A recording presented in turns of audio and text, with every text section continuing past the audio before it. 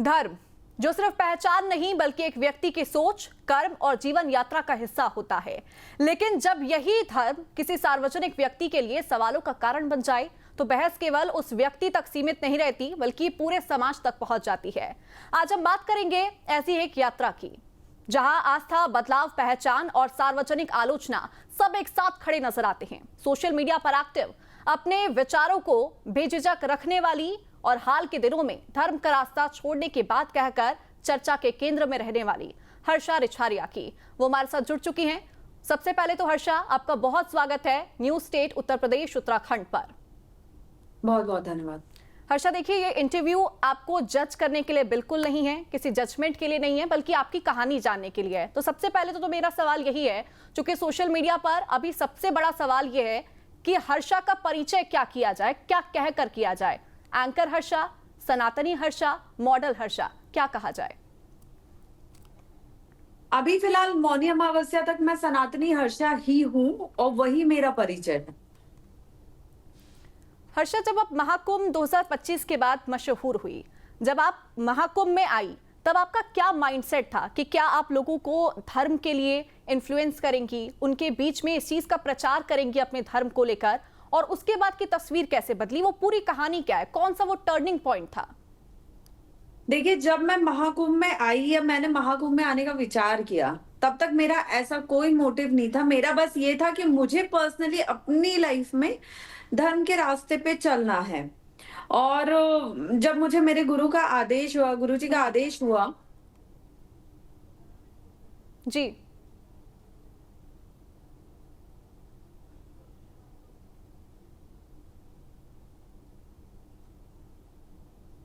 आपके बैकग्राउंड से चिल्लाने का बहुत ज्यादा नॉइज आ रहा है मैडम। ठीक है, मैं उसको ठीक कराती हूँ, लेकिन आपकी वो स्टोरी हम जानना चाहते हैं हर्षा, क्योंकि हर किसी के जीवन में एक ऐसा मोड़ आता है जब वो धर्म के प्रति काफी ज्यादा जागरूक हो जाता है, उसको केवल अपना धर्म दिखाई देता है। तो 2025 से क्या आपकी वो यात्रा शुरू हुई धर्म के लिए, या फिर उससे पहले का कोई ऐसा वाक्य जिसने आपको वो इंस्टिंक्ट दिया हो कि अब मुझे अपने धर्म के रास्ते पर चलना चाहिए? देखिए, धर्म के रास्ते पे मैं पहले से ही चल रही थी। आई थिंक 2019 से मेरी जर्नी स्टार्ट हुई थी, लेकिन 2025 से महाकुंभ से मैंने वो जर्नी समाज के लिए शुरू की है। पहले मैं अपने खुद के लिए कर रही थी, तो दोनों चीज में थोड़ा सा अंतर है, बाकी कुछ अंतर नहीं है। तो पहले मैं खुद के लिए कर रही थी, अपने खुद के मेंटल पीस को ढूंढ रही थी, खुद शांति चाहती थी, खुद मेडिटेशन करना चाहती थी। और 2025 में जब कुंभ ने मुझे, महाकुंभ ने, महादेव ने इतना कुछ दिया, उसके बाद मुझे लगा कि मुझे अब ये समाज के प्रति भी करना चाहिए, क्योंकि अगर आप इस दुनिया में आए हो तो आप सिर्फ जीने के लिए और खाने के लिए, कमाने के लिए तो नहीं आए, समाज के प्रति भी आपकी कुछ जिम्मेदारियां बनती हैं। तो क्या आपको वो शांति मिली? नहीं, इस एक साल में महाकुंभ के बाद तो मुझे वो नहीं मिली, जो थी वो भी चली गई। पूरे वो एक साल में क्या हुआ हर्षा आपके साथ? बहुत कुछ हुआ। मुझे लगता है कि जब मैं महाकुंभ से निकल गई, महाकुंभ के दौरान जो कुछ भी हुआ, देखिए, आप में से किसी से कुछ छुपा हुआ नहीं है, पूरे देश से छुपा हुआ नहीं है। और महाकुंभ से जब मैं निकल के आई, मुझे पहले तो 4 महीने लगे उस ट्रॉमा से निकलने के लिए, क्योंकि वो किसी के लिए सिर्फ ट्रोलिंग हो सकता था, किसी के लिए सिर्फ वायरल होना हो सकता था। मेरे लिए वो बहुत कुछ था जो अनएक्सपेक्टेड एकदम से हो गया। उस टाइम पे खुद का मेरा मेंटल स्टेटस पूरा हिला हुआ था, और 4 महीने मैं इस ट्रॉमा में थी कि मुझसे आखिर ऐसी क्या गलती हुई जिस वजह से मैं इतने विरोधाभास का हिस्सा बन गई, जाने अनजाने में। अच्छा, उसके देखिए, जो बाद आप मैंने 4 महीने का यहाँ पर जिक्र कर रही है, मैं बिल्कुल समझ सकती हूँ कि आपके लिए वो पूरा एक साल बहुत दर्द भरा रहा। आपने खूब ट्रोलिंग सही, क्योंकि सोशल मीडिया पर हम खुद भी देखते थे, आप काफी डिप्रेशन में भी रही, इस बात का भी आप बार बार जिक्र करती हैं, ट्रॉमा में आप रही। लेकिन एक बार विस्तार से हम वो कहानी जानना चाहेंगे कि 4 महीने में आपने क्या क्या सहा, और जब आपने उन सवालों को जानने की कोशिश की, उसका जवाब जानने की कि आपने क्या गलत किया, तो उसका जवाब आपको क्या मिला? मुझे आज तक जवाब मिला ही नहीं। सच्चाई यही है। मैं 4 महीने उस जवाब के लिए परेशान हुई हूँ। 4 महीने मैं उस जवाब के लिए परेशान हुई हूँ कि मुझसे क्या गलती हुई थी। मेरा अकेले क्या रथ पे बैठना गलत था? नहीं, वो गलत नहीं था, क्योंकि अगर मैं गलत होती तो बहुत से ग्रस्त लोग बैठे हुए थे, सब गलत होते, सब पे आरोप प्रत्यारोप लगना चाहिए था। मैं अकेले भगवा पहनना मेरा गलत था? नहीं, वो भी गलत नहीं था, क्योंकि बहुत से ग्रस्त लोग भगवा पहन के घूम रहे थे, शॉल ओढ़ के, चोला पहन के घूम रहे थे। मेरा अकेले जटाएं रखना गलत था? वो भी गलत नहीं था, क्योंकि समाज का एक बहुत बड़ा, आज की डेट में तो बहुत से साधु संत नकली जटाएं रख रहे हैं, तो मैं अकेले गलत कैसे हुई? मेरा रुद्राक्ष पहनना गलत था? वो भी गलत नहीं था। आजकल तो बॉलीवुड तक में क्लब में रुद्राक्ष पहन के जा रहे हैं, तो उन पे सवाल क्यों नहीं उठ रहे? तो मैं गलत कहाँ थी? मुझे आज तक इसका जवाब मिला नहीं। और यही यही एक सबसे बड़ा रीजन रहा मेरा 4 महीने ट्रॉमा में रहने का, क्योंकि मुझे वो जवाब नहीं मिले। आप वो जवाब किससे जानना चाहेंगे हर्षा, जिन्होंने आपके ऊपर सवाल खड़े किए, जिन्होंने आपका विरोध किया, जिन्होंने वो तमाम सवाल उठाए? मैं वो जवाब आपके चैनल के माध्यम से सबसे चाहती हूँ।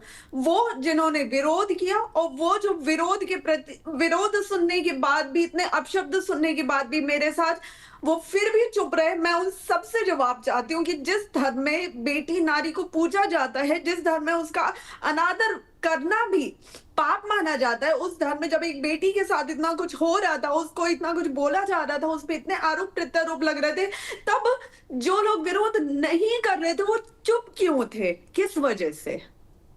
आपको क्या लगता है हर्षा, वो क्यों चुप थे? ये तो आपको उनसे पूछना चाहिए किनसे कि वो पूछे? क्यों चुप थे। आप अगर वो मुझे कुछ यहाँ पर आदिशक्ति नाम बता माँ पाएं पराम्बा हर्षा? को मानते हैं, वो माँ आदिशक्ति के उपासक हैं किसी भी रूप में, तो वो क्यों चुप थे?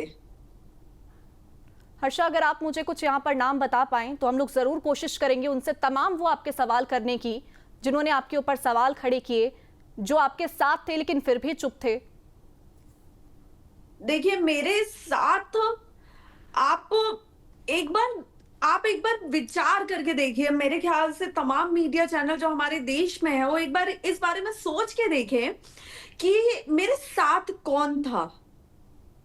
मेरे साथ था कौन? जिन्होंने मीडिया में ये बोला भी कि वो मेरे साथ थे, तो बिहाइंड द कैमरा कितना वो मेरे साथ थे? किस किस ने मेरा समर्थन किया, या किस किस ने वास्तविकता में बिना कैमरे के मेरा सहयोग किया, या किसने ये बोला कि नहीं, अगर सहयोग नहीं करना है तो उस लड़की को अपने दम पे ही आगे बढ़ने दो, हम क्यों उसके जीवन में कठिनाइयां पैदा करें? कौन था वो?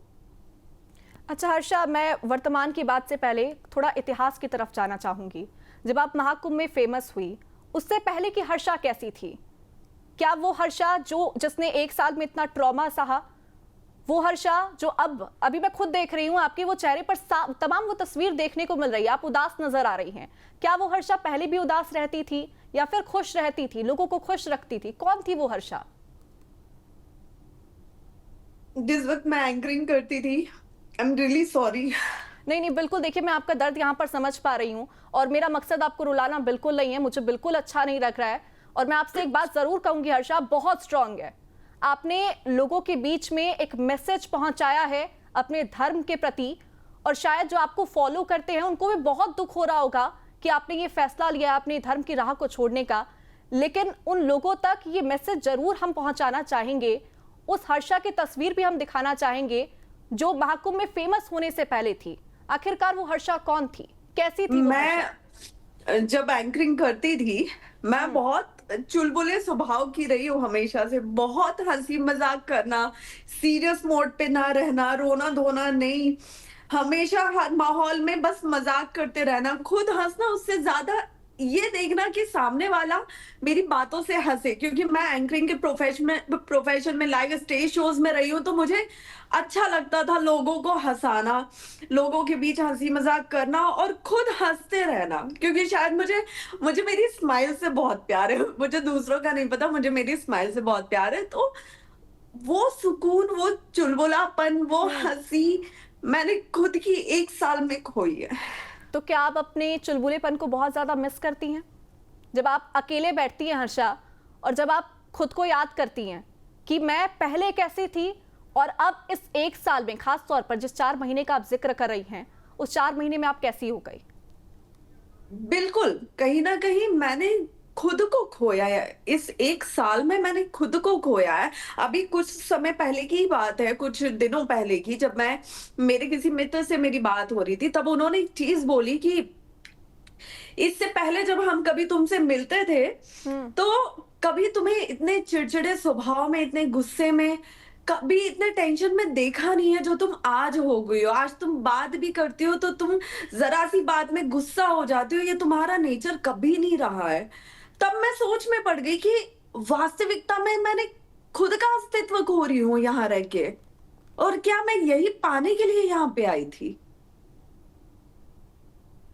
आप धर्म की राह पर क्या पाने के लिए आए? देखिए हर्षा, बात यह है कि जब भी हम अपनी लाइफ में किसी चीज को लेकर बहुत परेशान होते हैं तो भगवान का नाम लेते हैं। हर्षा अब परेशान होती है तो किसका नाम लेती है? क्योंकि धर्म की राह तो आपने छोड़ दी है। सुनिए, एक चीज़ मैं क्लियर करूँ, मैंने धर्म नहीं छोड़ा, मैंने धर्म का प्रचार छोड़ा है। हम्म। मेरे महादेव जो 3 साल की उम्र से मेरी सांसों में बस गए थे, वो मेरी आखिरी सांस तक, जब मेरे शरीर से प्राण निकलेंगे तब भी शायद सिर्फ सबसे आखिरी नाम महादेव का निकलेगा। आज भी हर्षा अपनी सब परेशानियों का ज़िक्र अपने महादेव से करती है और हमेशा करती रहेगी। मैंने धर्म नहीं बदला और ना धर्म छोड़ा है और ना कभी ऐसा होगा। तो हर्षा के तमाम सवाल हैं उन लोगों से जिन्होंने उनका साथ नहीं दिया, जिन्होंने साथ देने की बजाय चुप्पी साधी, और उन तमाम लोगों से सवाल किए जा रहे हैं कि आखिरकार हर्षा जिन्होंने 1 साल में वो तमाम चीजें सही, आखिरकार उस वक्त में उनका साथ क्यों नहीं दिया गया।